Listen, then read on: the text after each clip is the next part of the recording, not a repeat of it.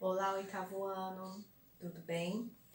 Foram bem de férias? Foram, né? Esse recessozinho de 2 semanas deu para vocês descansarem. Então, vamos começar aí o nosso semestre, que é o terceiro bimestre, com a apostila 2 ainda. Não vamos para a 3, perfeito? Vamos falar sobre resenha. Então, vamos acompanhar aí o vídeo? Então, vamos lá, oitavo ano. Vamos falar sobre esse gênero textual novo que se chama resenha. Bem, vamos entender o que significa esse gênero. Olha ali, ó. A resenha é um gênero textual que circula na esfera jornalística, cuja função é informar o leitor acerca de um objeto cultural, livro, filme, peça de teatro, álbum de música, exposição, entre outros, expondo o ponto de vista do resenhista sobre tal obra. As opiniões expressas pelo autor do texto devem ser sempre sustentadas por argumentos sólidos, para que ele consiga atingir seu objetivo, estimular ou desencorajar o leitor a ter contato com o objeto de análise. Assim, podemos dizer que as resenhas possuem dupla finalidade: a informativa, relevando dados sobre a obra analisada, e a persuasiva, argumentando sobre a qualidade dessa obra. Então, vamos resumir isso aí que eu acabei de ler? Então, a resenha, ela tem como foco dar o ponto de vista da pessoa que está escrevendo, que a gente chama de resenhista, né, sobre um determinado assunto. Vamos supor que eu pegue um livro, não é um livro qualquer, uma história qualquer, leio esse livro todo e depois eu vou fazer uma resenha. E o que seria isso? É fazer um resumo sobre a história e no final desse resumo eu vou dar a minha opinião crítica.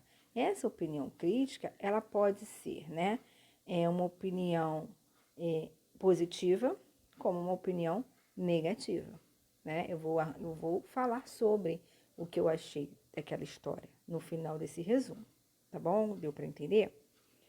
Continuando, vamos ver a estrutura dessa resenha.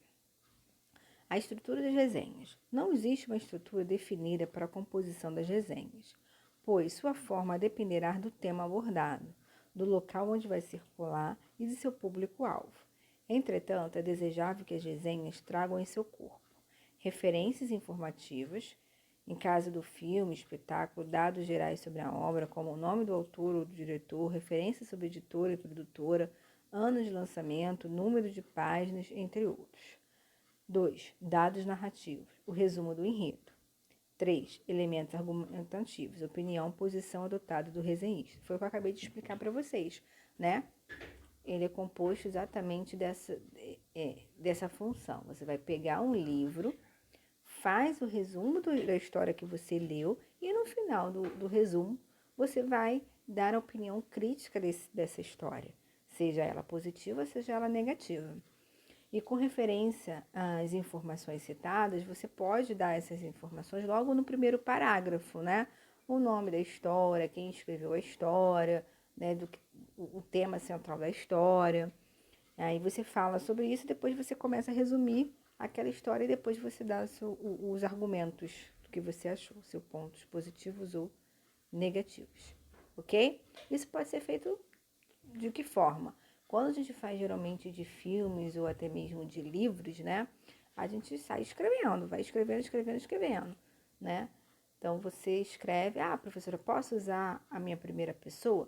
Só no final, é onde você vai fazer a parte crítica, tá? O início da história, que é onde você vai resumir, como você está resumindo a história, você vai contar aquela história, você conta exatamente como está escrito ali, não é uma história autobiográfica. A não ser que você esteja fazendo uma resenha da sua autobiografia, né? Você fez um livro, escreveu um livro, e a partir desse livro você vai fazer a resenha desse livro, ou seja, uma resenha autobiográfica. Aí sim, fora isso não, tem que ser, você vai fazer o resumo e depois vocês coloquem no final, né, a opinião crítica de vocês. Continuando. Para conferir a impessoalidade ao texto e argumentar seu efeito de verdade, é preferível que as resenhas sejam escritas em terceira pessoa do singular. Contudo, não é incomum encontrarmos resenhas escritas em primeira pessoa, ainda que essa não seja a forma ideal. A contextualização da obra é outro recurso muito empregado nas resenhas. Ela acontece quando o objeto de análise é comparado com outros. do mesmo autor, do mesmo gênero ou que tratem do mesmo tema. Essas comparações ajudam a situar o leitor ao mesmo tempo que aumentam a credibilidade do resenhista. Ele demonstra domínio e conhecimento do assunto sobre o qual escreve. Então, foi o que eu acabei de falar, né? O enredo central da resenha ele é feito em terceira pessoa por conta do resumo. É difícil encontrar em primeira? Mas encontro naquela situação que eu falei, né, de autobiografia. Você só coloca o seu ponto de vista no final da resenha, ok? Então, nós vamos treinar nas próximas aulas sobre resenha e aí vai ficar mais fácil de vocês compreenderem esse gênero textual, tá bom? Mas é bem simples. Pode ter sido um pouquinho confuso assim, mas vocês vão ver que não tem nada demais. E se eu pedir para vocês lerem um livro e depois fazer uma resenha sobre ele, vocês vão resumir a história e no final dar a opinião de vocês sobre a história, tá bom? Então, fica com Deus e até a próxima aula, tá? Beijos!